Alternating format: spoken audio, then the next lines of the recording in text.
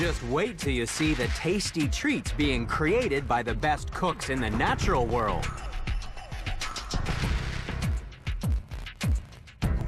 We're counting down the top 10 most extreme gourmets in the animal kingdom to find out just who prepares the most complicated cuisine. Can you guess who's coming to dinner?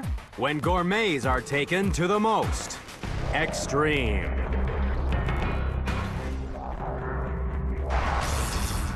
Earth is a planet of extremes.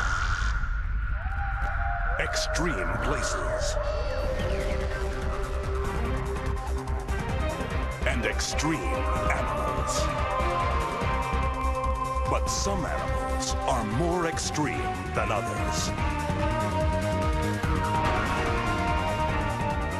Join us as we count down to find the most unusual and the most extraordinary on Animal Planet's The Most Extreme.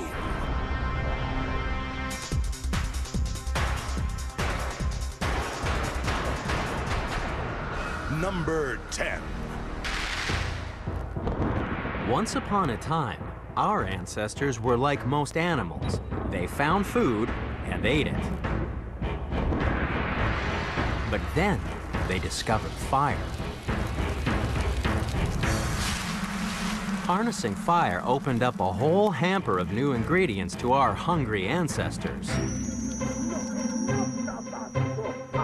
Cooking food makes it easier to digest, safer to store, and can break down toxins, which is why today human gourmets can feast on such a wide variety of dishes. And while humans are the only creatures on Earth that use fire to cook, there are animals that have found other ways to prepare surprisingly complicated dishes.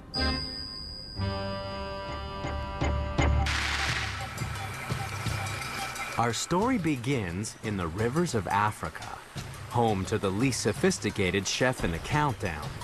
It uses a very simple recipe, but it's brutally effective.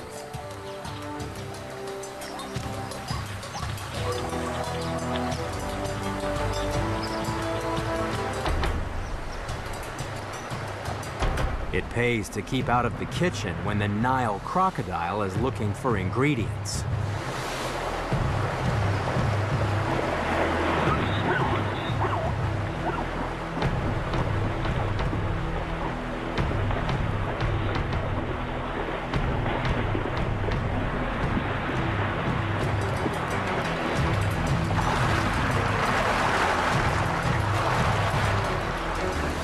For crocodiles, catching food is no problem.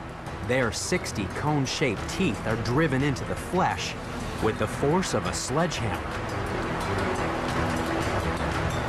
But those teeth and jaws are useless for chewing.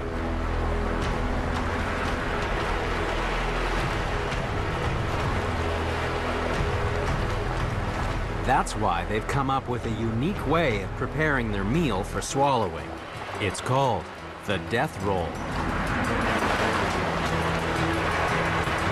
They bite down hard and then violently twist their body to tear off large chunks.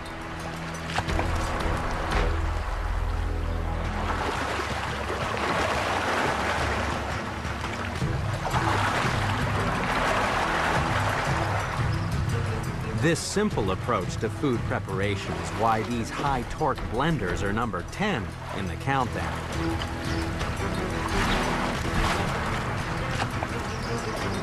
A quick twist, perhaps followed by some pounding on the riverbank, is enough to get food down the throat. After all, you don't need to spend hours in the kitchen when your stomach is the most acidic of any vertebrate. Crocs can digest even the toughest bones and hooves.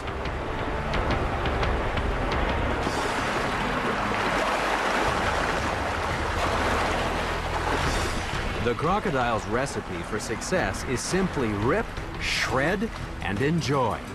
However, as our countdown continues, we'll meet animals that take a much more sophisticated approach to food preparation.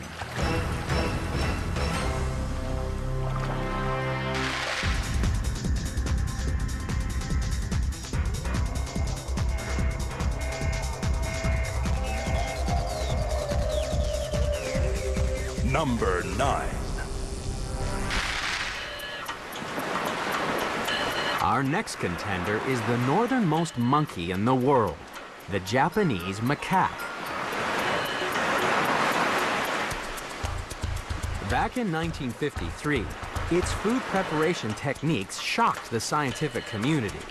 And it was all thanks to one 18-month-old female who was a particularly gifted chef. Her name was Emo.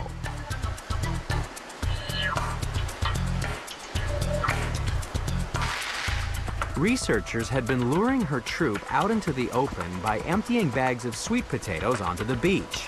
Since nobody likes chewing on sand, the monkeys would painstakingly brush it off with their paws.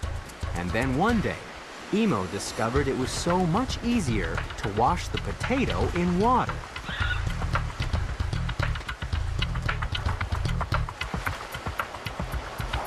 Soon, the whole troop was following her lead.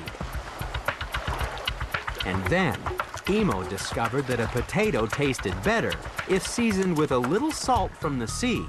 So between bites, she'd dip it in the water.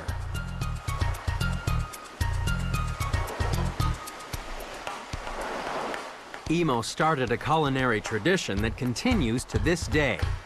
And that's why the Japanese macaque is number 9 in the countdown.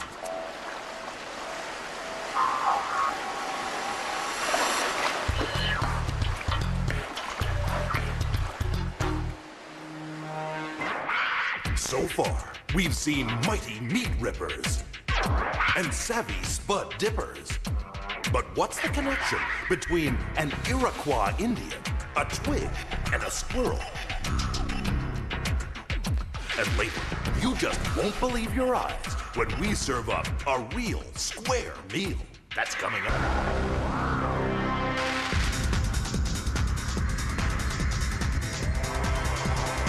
Number 8. Our countdown of extreme gourmets continues in the forests of North America, where for centuries we've been turning tree sap into maple syrup. It takes a lot of energy to boil off the water and concentrate the sugars. But we're not the only things in the forest that have a sweet tooth.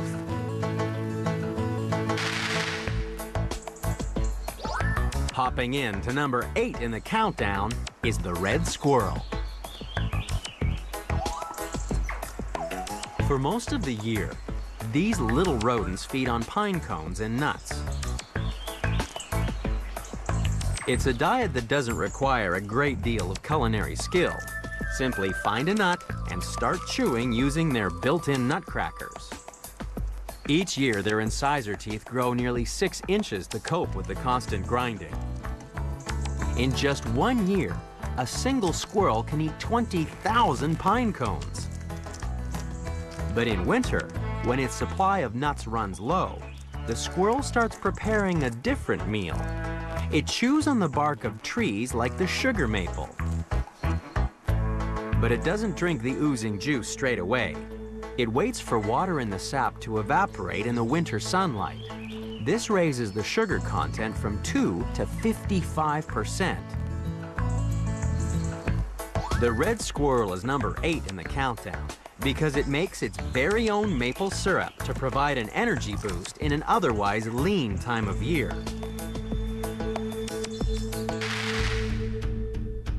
The discovery of this survival strategy dates back to an Iroquois Indian myth. It's said that a young man watched a squirrel run up a maple tree and bite off a twig. When the sap oozed out, the squirrel licked it up. When the man tried the same trick, a new sugary food source was introduced to the human diet. So next time you're spreading maple syrup on your pancakes, spare a thought for the red squirrel.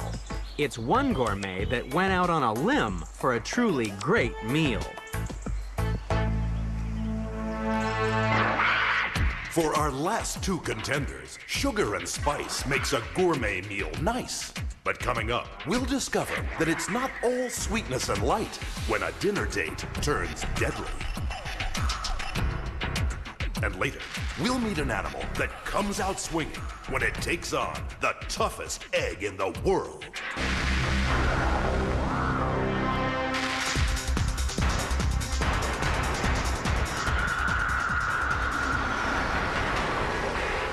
Number 7.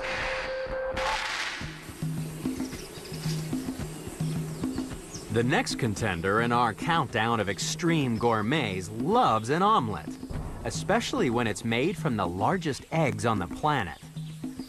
An ostrich egg contains the equivalent of 24 chicken eggs. The only trouble is that it's got one of the toughest shells in the world, which poses a big problem for the animal flying in to number 7 in the countdown, the Egyptian vulture.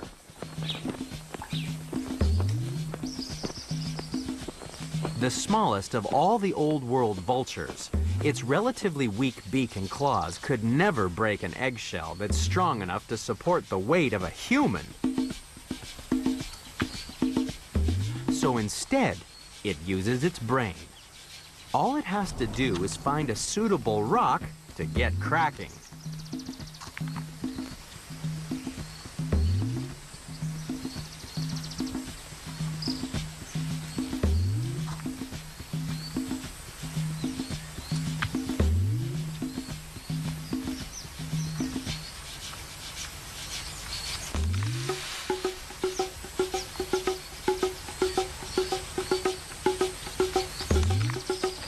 A vulture will wander up to 150 feet in search of the perfect rock. It's always shaped like an egg, which suggests that once, vultures picked up and dropped small eggs to crack them open. Then one day, a culinary genius must have picked up an egg-shaped rock, dropped it onto an ostrich egg, and been rewarded with an instant omelet. While you can easily imagine a vulture confusing an egg for a stone, in Japan today, it's becoming increasingly difficult to recognize a watermelon. Square watermelons were developed in the 1980s by growers trying to corner the market. Costing up to 3 times the price of a normal melon, it's mainly the wealthy and fashion-conscious of Japan's big cities that are buying these cuboid or even pyramid-shaped fruit. For years, consumers had struggled to fit the large round fruit in their refrigerators. So, a farmer came up with the idea of growing the melons in glass boxes. The fruit naturally assumed the same shape, resulting in watermelons that could be more efficiently packed and stored. So far, nobody's come up with a way of making square eggs, much to the relief of Egyptian vultures and ostriches. By working out how to use a rock to scramble eggs, the vulture has become part of a small select group of animals that have learned how to use tools. Researchers studying hand-reared vultures have found that the stone-throwing behavior is instinctive, not learned. Even so, it takes practice to become a master omelet maker.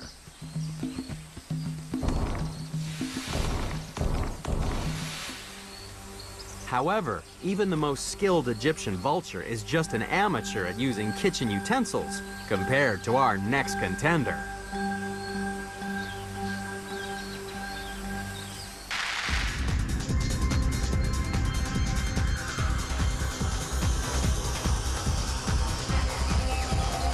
Number 6.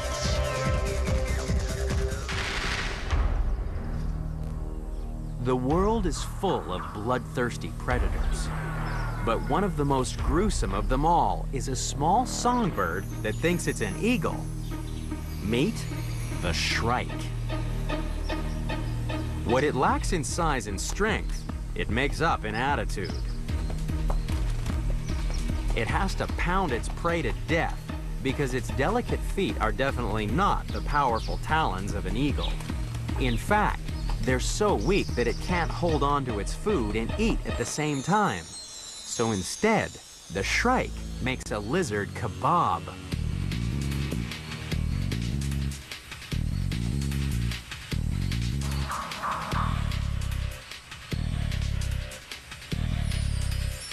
The shrike is number 6 in the countdown because it uses thorns as a knife and fork.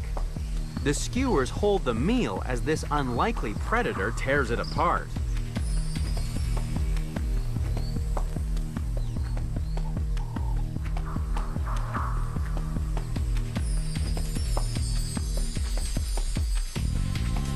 Another shrike has found that impaling its prey serves a different purpose, especially when you're eating a lubber grasshopper. Lubber means big, clumsy fellow, which is why this large, slow-moving bug makes up for its lack of agility with a nasty chemical weapon. When threatened, it secretes a funky fluid that's toxic to birds and reptiles. And what's more, it smells revolting. Even shrikes find the lubber grasshopper's poison disgusting. However, a couple of days on a skewer roasting in the sun appears to break down the toxins. And when the shrike returns, it can feast in safety.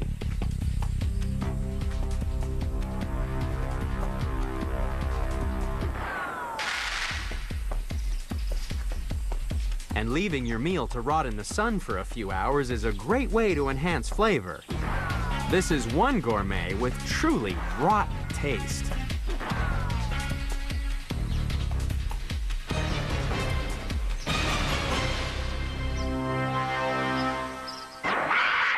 When it comes to using kitchen utensils, our last 2 contenders are no bird brains. And you don't have to be a genius to work out that at this restaurant, things are gonna get messy when the blind start leading the blind. And we'll meet some chefs who dine exclusively on a funky fungus. Find out what's cooking.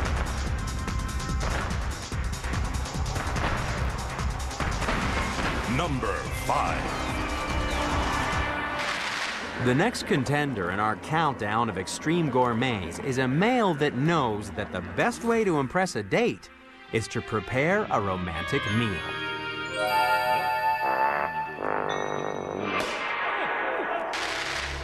To pop the cork of a female nursery web spider, a male has to be good in the kitchen. He begins by catching a fly, and then covers the raw ingredients in silk, the spider equivalent of cling film. Next, he gets to work injecting powerful digestive enzymes that turn flesh into soup.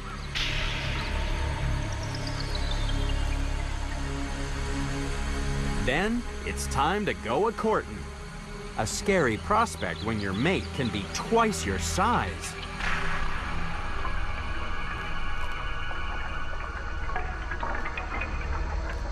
The nursery web spider is number 5 in the countdown because the male must take great care in preparing the meal that he presents to a potential mate.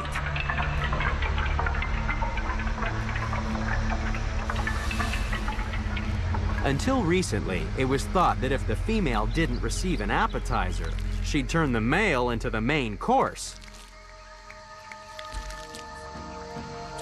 However, research has shown that it's the meal that entices the female to mate.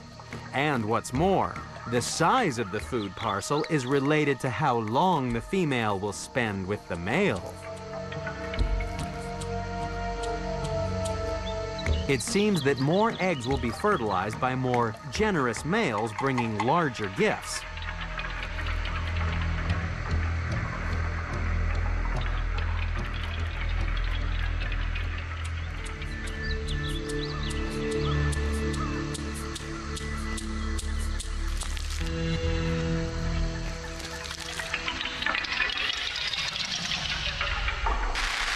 But sometimes finding a suitably big insect can cause problems for a nursery web spider.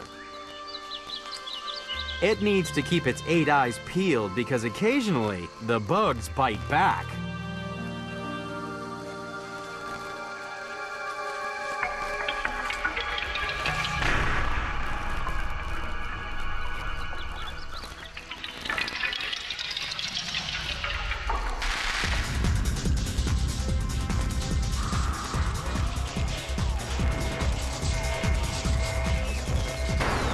Number 4.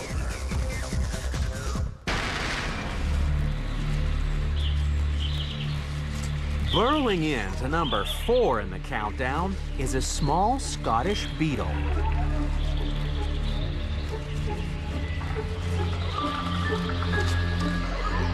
It may look like any other insect, but when it comes to hygienic food preparation, this bug breaks all the rules.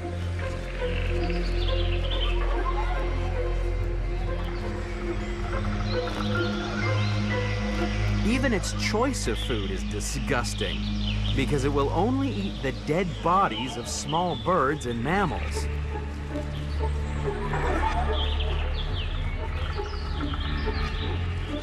When a pair of beetles get together on a carcass, they become nature's undertakers, which is why they're called burying beetles.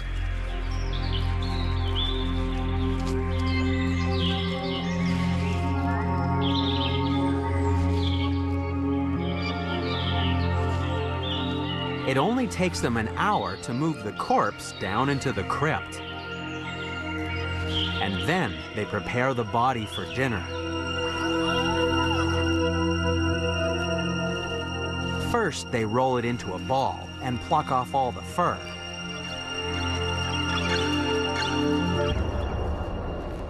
Then the beetles cover it with a liberal coating of spit and anal secretions.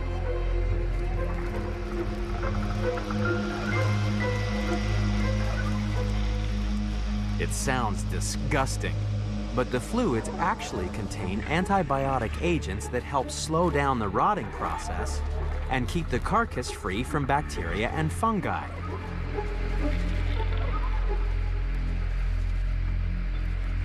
Burying beetles are number 4 in the countdown because in little more than 12 hours, they can transform a carcass 200 times their own weight into nothing more than a giant meatball. It becomes both a gourmet meal and a nursery for up to 30 baby beetles that hatch from eggs laid by the female. Burying beetles may have a disgusting diet, but they are one of the few insects on the planet that actually raise a family. A little regurgitated mouse carcass goes a long way for a baby burying beetle.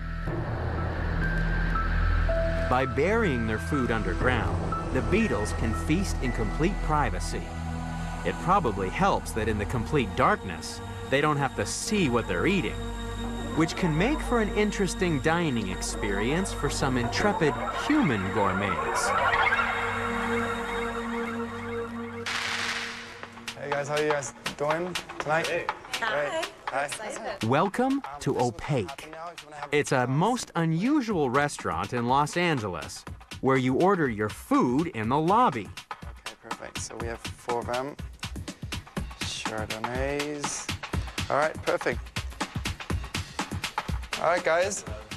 Hi. May I introduce Beatrice to you? She's your server, not only your server tonight, she's also your guide. Like, she knows her way around. She has been especially trained to know exactly where she's going. So if you have any questions, ask her.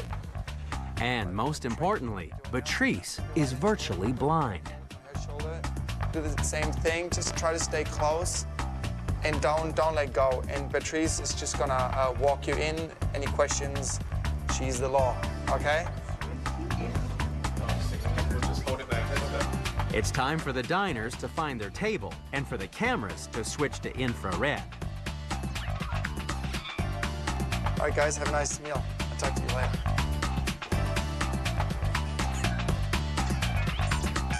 Opaque serves dinner in the dark. You guys stick together, okay? Yeah, I don't want to lose you guys. Keep together. Okay, we're gonna make a turn right here. We'll take left.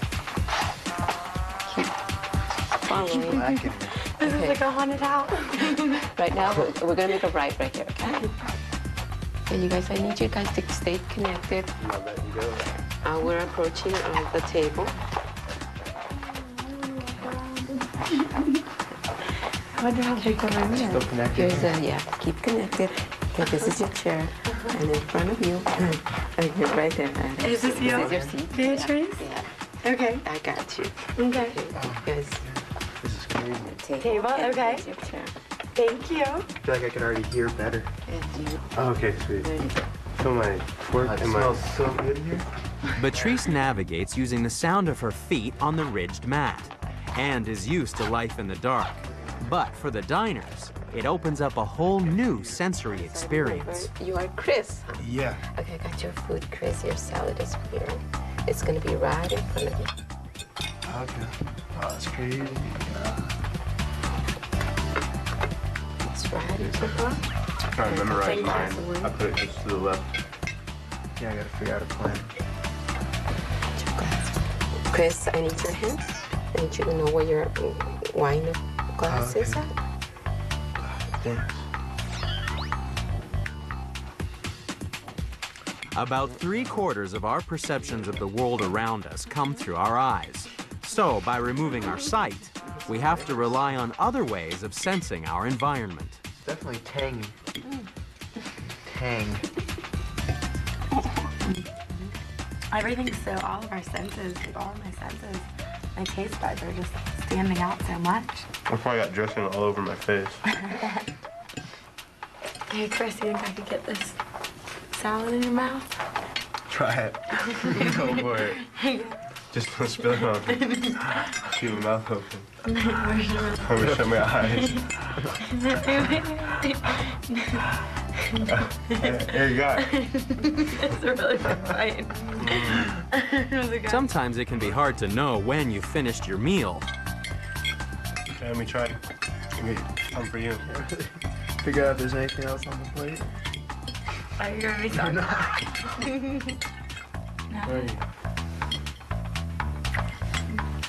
You get it. Alright, is there smooching? I just heard some smooching going on. Yeah. This may be the perfect place for a blind date.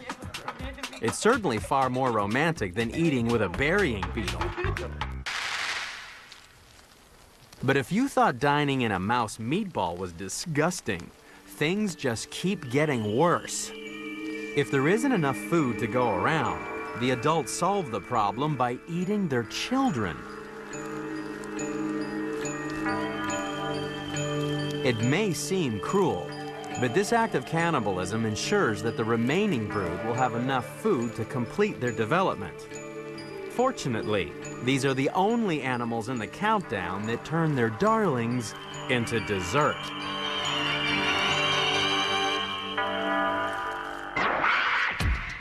If bug soup and mouse meatballs don't whet your appetite, just wait till you get a whiff of the world's most expensive beverage.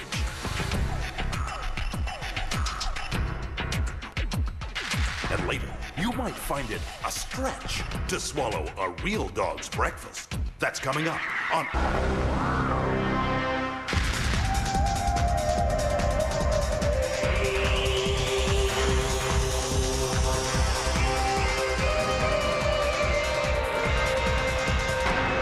Number 3.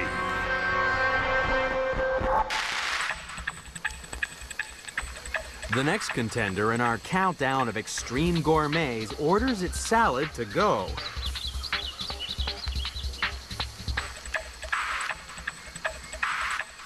It's easy to see how the leafcutter ant gets its name. A colony of foraging workers can strip a tree of leaves overnight. It seems like an awful lot of work just to collect something they can't eat. Leafcutter ants can't digest leaves. That's why they've built one of the most highly organized kitchens in the animal kingdom. They're number 3 in the countdown because they use a gourmet assembly line to turn leaves into a meal fit for an ant.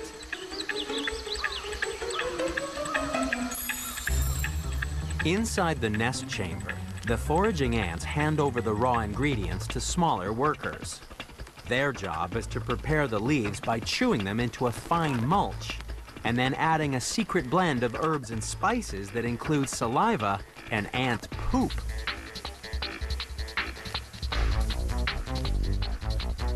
Different workers collect these pellets of mulch and turn them into a most unusual garden. A white spongy fungus grows on the mixture of leaf and excrement. It's this fungus that's the food for the whole leafcutter colony. Strangely enough, some humans are also interested in a gourmet treat that comes from an animal's bottom. These droppings belong to a relative of the mongoose called a palm civet. It loves eating the reddest, ripest cherries of coffee plants found in Southeast Asian plantations. But the civet's no pest. In fact, it helps to produce the rarest and most expensive beverage in the world. Workers search for civet droppings so they can collect the beans. Some say that the journey through the civet's intestines chemically alters the coffee beans. The digestive juices leach out many of the proteins that give coffee a bitter taste.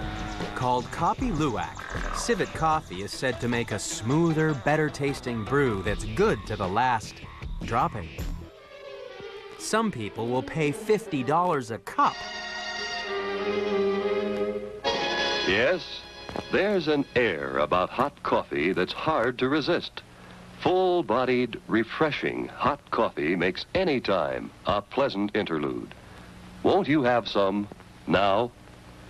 No wonder coffee gourmets are saying to the civet, bottoms up. Leafcutter ants may not be full of beans, but their droppings are even more valuable for the survival of the colony. They're a vital part of the recipe that allows these extreme gourmets to turn leaves into food. And while eating a fungus that grows on feces may not be everybody's idea of a good meal, our next contender isn't so fussy. It would eat the fungus, the feces, and anything else it can get its paws on.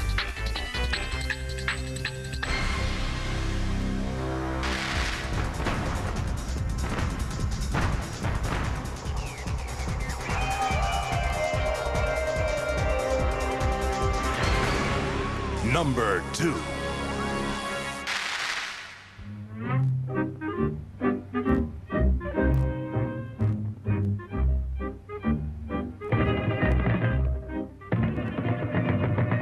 Our next contender has long had a reputation as one of the world's craftiest killers.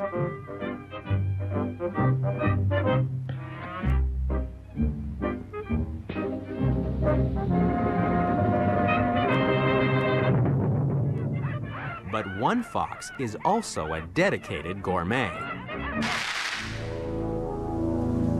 That's because when you live high above the Arctic Circle, you have to be clever with food if you're going to survive through the winter.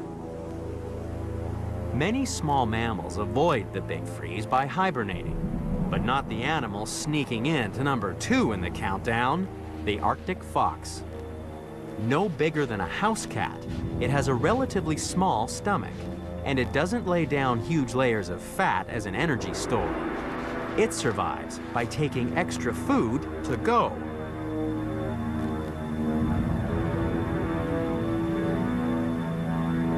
And to stop other animals stealing its meal, it buries it.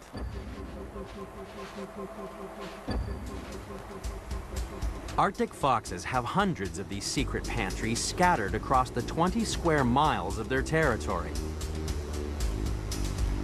They regularly return to inspect their cache of emergency food supplies.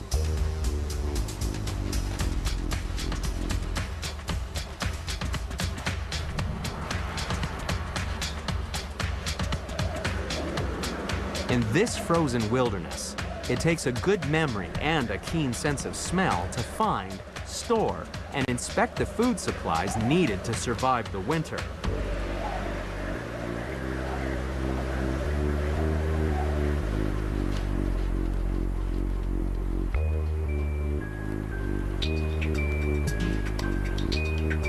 The only good thing about living in a huge deep freeze is that the food you bury will keep for months, assuming you have strong enough jaws to cope with a steak popsicle.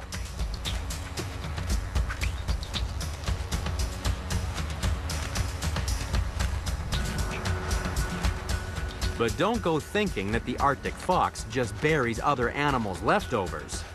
It's number 2 in the countdown because in times of plenty, it prepares an underground smorgasbord, especially if it knows where seabirds nest.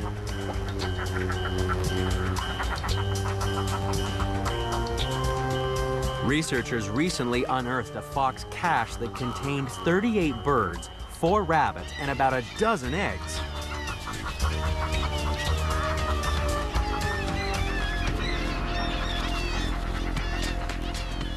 That's a veritable feast for an Arctic fox, but it's nothing compared to the food on offer for another canine gourmet. There are an estimated 280,000 dogs in Manhattan. Looking good, girl. All right. Most of them have pampered lives and can afford to be choosy about the food they eat. But the fussiest dog of them all belongs to Beth Goldberg.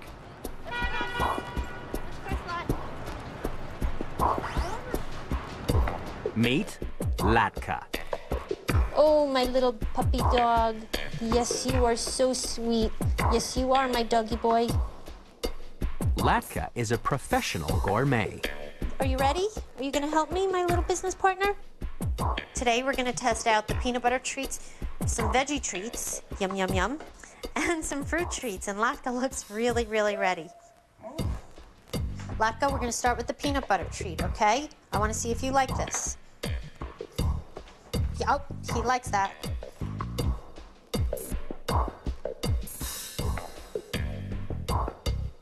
Next, we're going to try our veggie treats. They're made with spinach and carrots and garlic and parsley. They're really healthy. They're also wheat-free. And I want to see how Latka likes these. Come sit. Slow up. You have to sit. Oh, he definitely likes those. Yum, yum, yum, yum. So good. Lastly, we're going to try a new recipe. These are made with fruit. There's apples and cranberries and blueberries and banana. Okay, lad, come. Come see. I want you to try a fruit treat. Do you like it? Do you want it? No? He doesn't seem interested in it. Latka, no, you don't want this? Good fruit ball? No.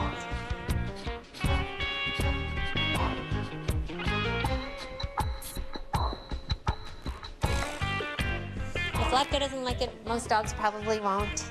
And that's why Latka has the best job in the world. He's the official taste tester for his very own line of dog biscuits. Thanks to his refined palate, Latka's treats are meeting with approval from picky pooches not just in New York, but across the country. The Arctic fox can't afford to be so picky. It will make a meal out of almost anything, including feathers and even muskox droppings. However, the fox's elaborate underground smorgasbord can't compete with the preparations made by the most extreme gourmet in the countdown.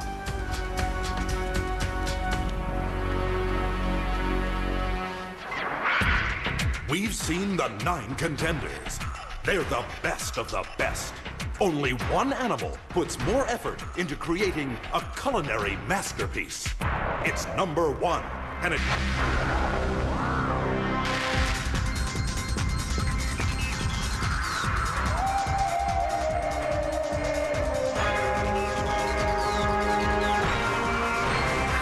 Number 1.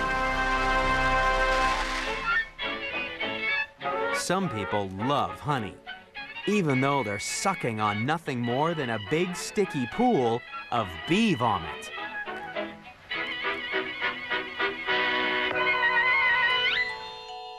Honey has been called nature's perfect food, and it's taken the world's most extreme gourmets more than 30 million years to perfect the recipe. Flying in to number 1 in the countdown are honeybees. Just collecting the raw materials is hard work. A single bee will visit up to 1,500 flowers every day to find nectar. It stores the sugary fluid inside a second stomach that, when full, weighs almost as much as the bee does.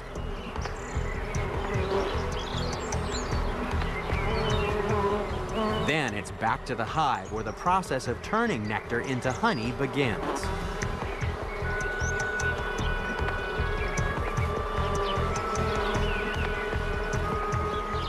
The returning foragers go in search of house bees because they need someone to stick a tongue down their throat.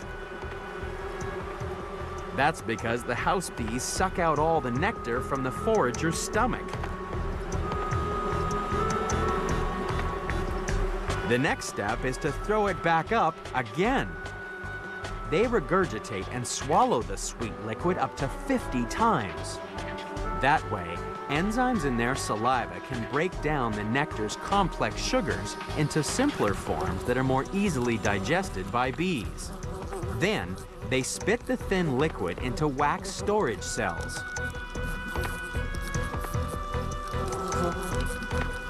Since nectar is almost 80% water, the bees spend hours fanning the honeycomb with their wings to speed up the drying process.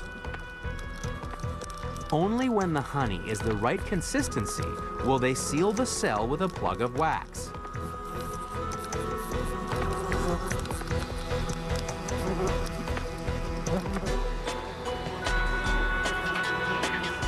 And if we didn't come along, this is where the honey would stay until it was needed to feed the hive during the hard times when there are no flowers.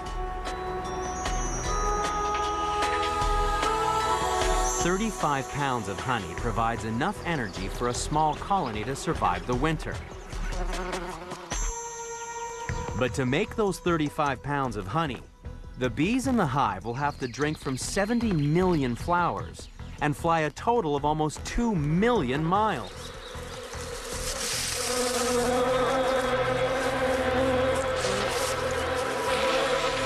No other animal puts as much effort into preparing its food.